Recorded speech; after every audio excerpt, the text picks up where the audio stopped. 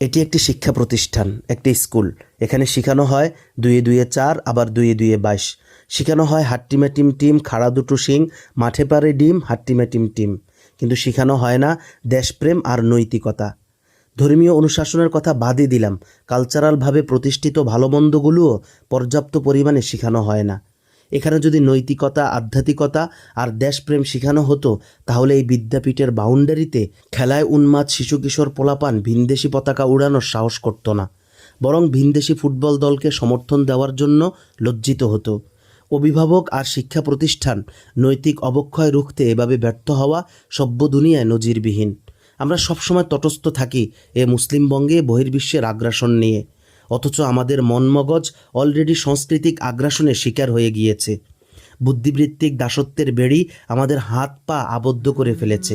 আমরা কি করছি, আমাদের কি করা উচিত আর কি বর্জন করা উচিত, এই বিষয়গুলো নিয়ে একটুখানি ভাবি। আসসালামু আলাইকুম, আমি নাদিম জোবায়ের।